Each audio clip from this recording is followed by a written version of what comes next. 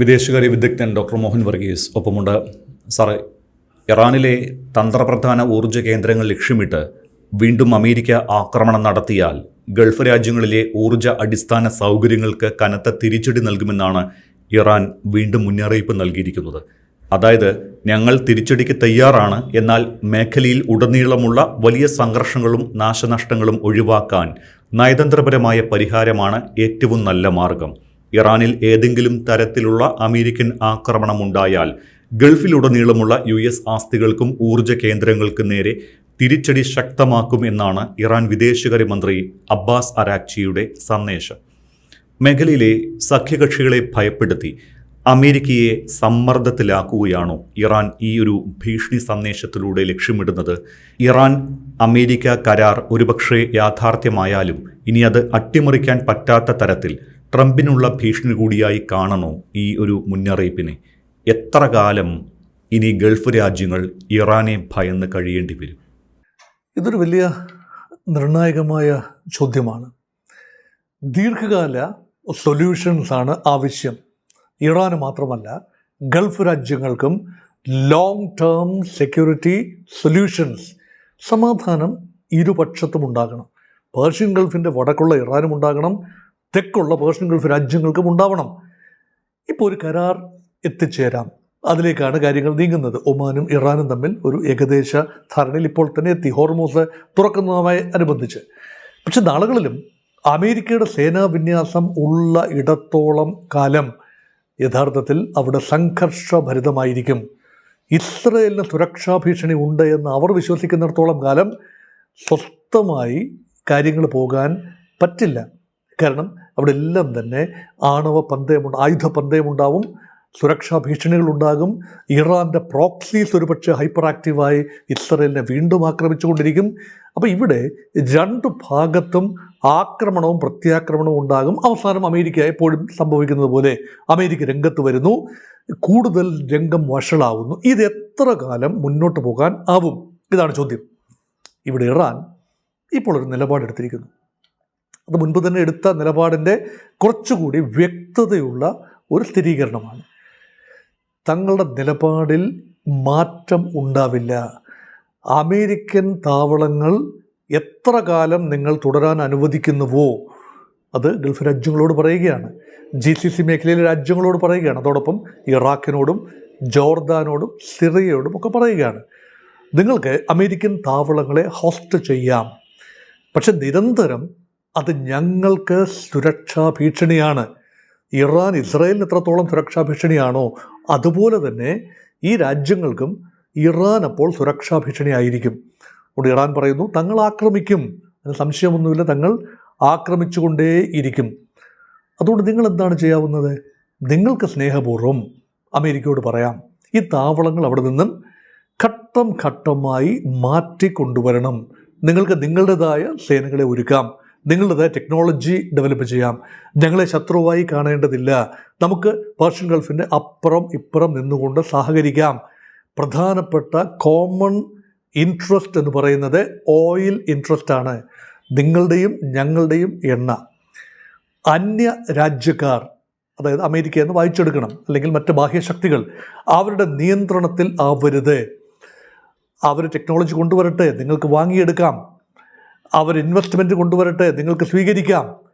അവരുടെ താല്പര്യങ്ങൾ നിങ്ങൾ സംരക്ഷിക്കണം എന്ന് മാത്രം. നിങ്ങളുടെ താല്പര്യങ്ങൾ അവർക്ക് സംരക്ഷിക്കാൻ കഴിയുന്നില്ല എങ്കിൽ അവരുടെ താല്പര്യങ്ങൾ നിങ്ങളും സംരക്ഷിക്കേണ്ടതില്ല.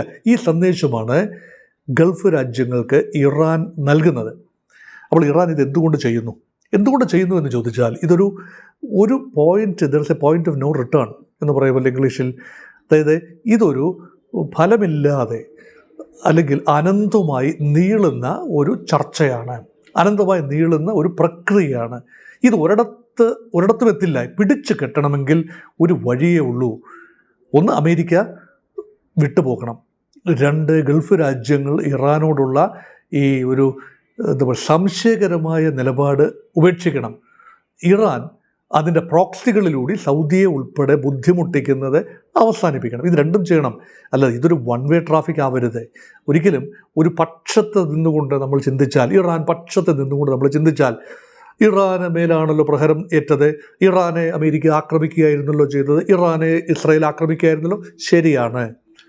പക്ഷേ അതിനെ സാഹചര്യം എത്തിച്ചു നിർത്തിയതിൽ ഇറാൻ്റെ ഒരു നയം വളരെ പ്രധാനമാണ്. ഇറാൻ പ്രോക്സികളിലൂടെയാണ് Hamas, Hezbollah, Houthis, Shia militias in Iraq, ഇതെല്ലാം തന്നെ ഇറാൻ്റെ എക്സ്റ്റൻഡ് ആംസ് എന്ന നിലയിൽ ആ പ്രദേശത്താകമാനം, അതായത് മെഡിറ്ററേനിയൻ മേഖലയിലുണ്ട് സാന്നിധ്യം. ഹിസ്ബുള്ളയിലൂടെ അത് ലെബനനിലാണ്, ഇസ്രായേലിനെയാണ് ടാർഗറ്റ് ചെയ്യുന്നത് എങ്കിലും ആ മേഖലയിൽ ഇറാൻ ഒരു ശക്തിയാണ്. ഇറാന് മെഡിറ്ററേനിയൻ തുറമുഖങ്ങളില്ല.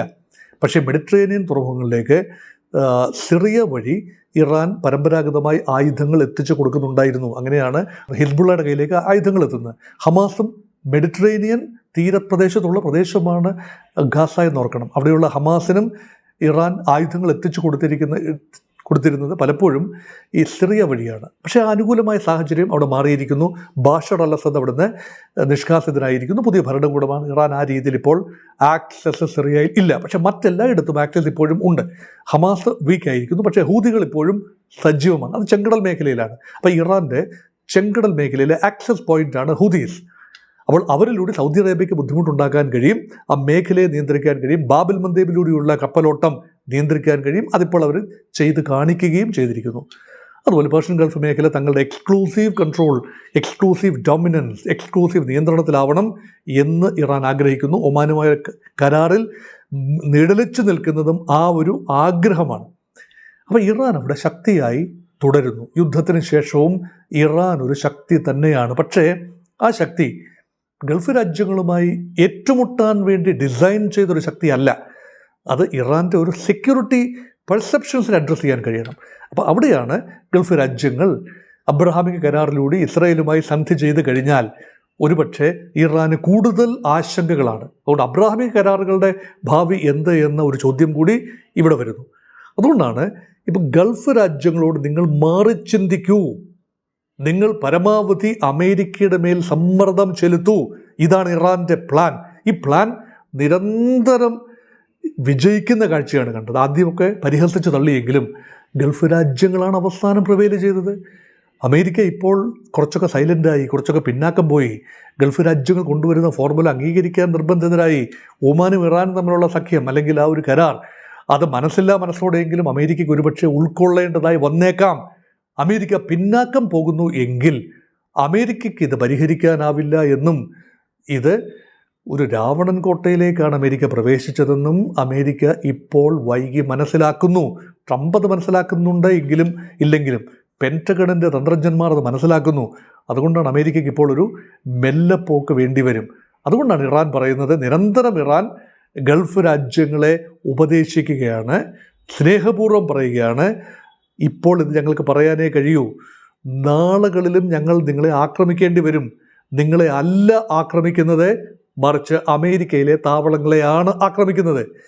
പക്ഷെ അടുത്ത ഘട്ടം വരുമ്പോൾ ഞങ്ങൾക്ക് പരാജയമാണ് സംഭവിച്ചുകൊണ്ടിരിക്കുന്നതെങ്കിൽ തങ്ങൾ ഒരു രാജ്യമെന്ന നിലയിൽ തങ്ങളുടെ നിലനിൽപ്പ് അഫക്റ്റഡ് ആകുമെന്ന് ഞങ്ങൾക്ക് തോന്നിയാൽ ഞങ്ങൾ നിങ്ങളുടെ ഊർജ നിലയങ്ങളെ ആക്രമിക്കും. അത് മാത്രമല്ല അമേരിക്ക ഇപ്പോൾ പറയുന്നത് വേണ്ടി വന്നാൽ ഇറാൻ്റെ സപ്ലൈ ലൈൻസിനെ മാത്രമല്ല ഊർജ നിലയങ്ങളെയും ഡീസാലിനേഷൻ പ്ലാന്റുകളെയും ഹൈവേകളെയും പാലങ്ങളെയും റെയിൽ നെറ്റ്വർക്കിനെയും ആക്രമിക്കുമെന്നാണല്ലോ.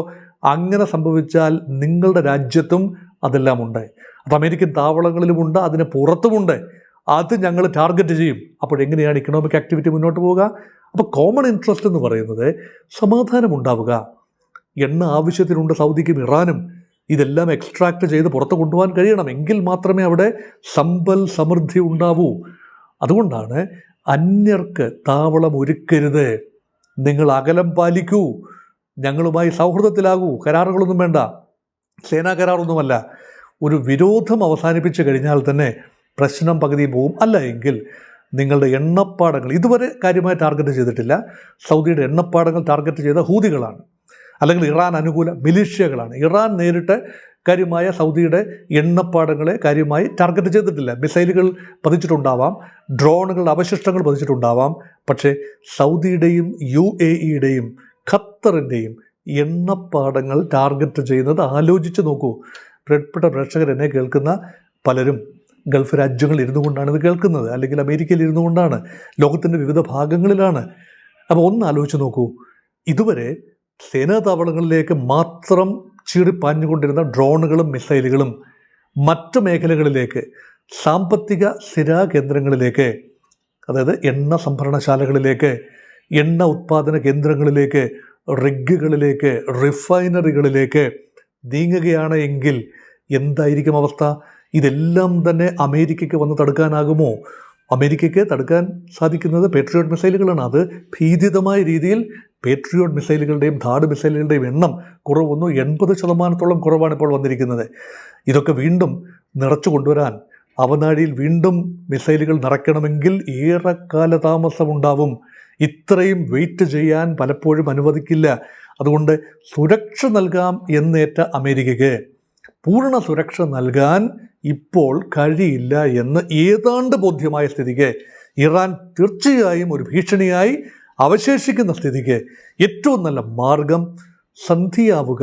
അതുകൊണ്ടാണ് ഇറാൻ പറയുന്നത് ഡിപ്ലോമസി. അമേരിക്ക പറയുന്ന ഡിപ്ലോമസി അല്ല ഇറാൻ പറയുന്ന ഡിപ്ലോമസി. ഡിപ്ലോമസി നിങ്ങളും ഞങ്ങളും തമ്മിൽ സഹകരണമാകാം, കരാറുകളാകാം, ധാരണകളാകാം.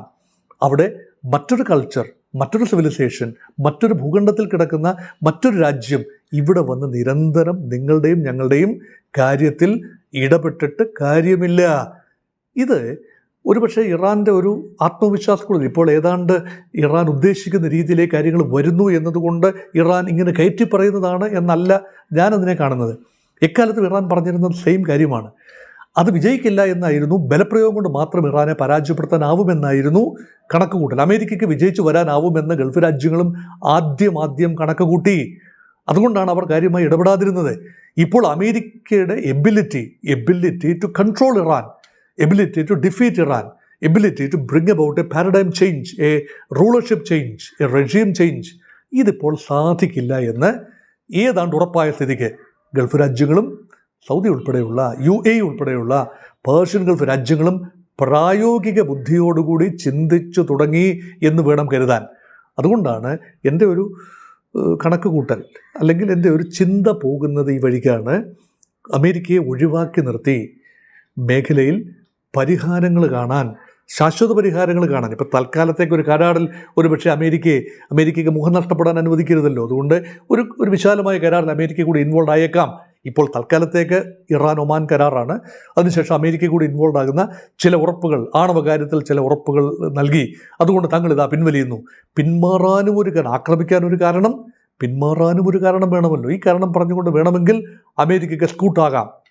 പക്ഷേ പൂർണ്ണ സമാധാനം വരണമെങ്കിൽ ഇസ്രായേൽ ഒരു ഫാക്ടറായി അപ്പോഴും നിൽക്കുന്നു. ഇസ്രായേൽ ഇറാനുമായി ആ രീതിയിൽ ധാരണയിലെത്താൻ പറ്റില്ലല്ലോ. അതുകൊണ്ട് ഇറാനും ഗൾഫ് രാജ്യങ്ങളും തമ്മിൽ ധാരണയിലെത്തട്ടെ. ഗൾഫ് രാജ്യങ്ങളും ഇസ്രായേലും തമ്മിൽ ധാരണ എത്തുന്നു എങ്കിൽ അതൊരു ട്രയാങ്കുലർ ഒരു ഡിവിഷനായി മാറും. അതൊരു ഇറാനും ഗൾഫ് രാജ്യങ്ങളും തമ്മിൽ നല്ല ബന്ധം പുലർത്തുകയും ഗൾഫ് രാജ്യങ്ങളും ഇസ്രായേലും തമ്മിൽ അബ്രഹാമി കരാറുകളിലൂടെയല്ല, അത് അമേരിക്ക നിർദ്ദേശിക്കുന്നതല്ലേ, മറ്റ് പല രൂപത്തിൽ ഒരു ധാരണയാവുകയും പരസ്പരം ആക്രമിക്കാതിരിക്കുക എന്ന ഒരു ധാരണ, ഒന്നുകിൽ ഔപചാരികമായ ഒരു ധാരണ, ഇസ്രായേൽ ഉൾപ്പെടെ ആ ധാരണയുടെ ഭാഗമാകണം. അത് ബഹുമാനിക്കപ്പെടുകയും വേണം. ഇസ്രായേലിൻ്റെ സുരക്ഷയും അതേപോലെ തന്നെ ഗ്യാരൻറ്റീഡ് ആവണം. ഇറാനും ചില ഉറപ്പുകൾ കൊടുക്കേണ്ടി വരും. ഹൂതി, ഹമാസ്, ഹിസ്ബുള്ള നിരന്തരം ഇസ്രായേലിനെ ആക്രമിക്കുകയാണെങ്കിൽ ഇസ്രായേൽ നിലപാടിലും മാറ്റം വരില്ലല്ലോ. ഇസ്രായേൽ ആണവ രാജ്യവുമാണ്, അതിനെ മാറ്റാൻ ഒക്കുമോ? ഇറാൻ്റെ ആണവ പദ്ധതി ഉപേക്ഷിക്കണമെന്ന് പറയാനല്ലേ പറ്റൂ. അത് ഉപേക്ഷിക്കാൻ പറ്റുമോ? അതവിടെ തന്നെ നിൽക്കില്ലേ? അതുകൊണ്ട് പുതിയ രാജ്യങ്ങൾ ആണവ പദ്ധതിയുമായി മുന്നോട്ട് പോകും. സൗദി ആണവ പദ്ധതിയുമായിട്ട് എന്തായാലും ന്യൂക്ലിയർ പദ്ധതിയുമായിട്ട് മുന്നോട്ട് പോകുന്നു. അത് ഊർജ്ജോത്പാദനത്തിന് വേണ്ടിയാണ്, മിസൈലുകൾ ഉൽപ്പാദിപ്പിക്കാൻ വേണ്ടിയല്ല, യുദ്ധം ചെയ്യാൻ വേണ്ടിയല്ല, അറ്റം ബോംബുണ്ടാക്കാൻ വേണ്ടിയല്ല. ഇറാൻ്റെ ആണവ പദ്ധതി ഈ രൂപത്തിൽ ആ രീതിയിൽ മുന്നോട്ട് പോവില്ല, അതുറപ്പാണ്. കാരണം ഈ യുദ്ധം കൊണ്ട് ഇറാന് ദേശീയത നിലനിർത്താൻ കഴിഞ്ഞു, രാജ്യത്തിൻ്റെ ഭരണകൂടത്തെ നിലനിർത്താൻ കഴിഞ്ഞു, സംരക്ഷിക്കാൻ കഴിഞ്ഞു. ഇറാൻ്റെ മേലുള്ള ഉപരോധം ഏതാണ്ട് ഭാവിയിൽ അവസാനിക്കാനുള്ള സാധ്യത തെളിയുന്നു. അതൊക്കെ നേട്ടം തന്നെയാണ്. പക്ഷേ ഇറാൻ ആഗ്രഹിച്ചതുപോലെ ആണവായുധങ്ങൾ നിർമ്മിക്കാൻ ഒരുപക്ഷെ ഇനിയും സാധിക്കുമെന്ന സൂചന ഒന്നും തന്നെയില്ല.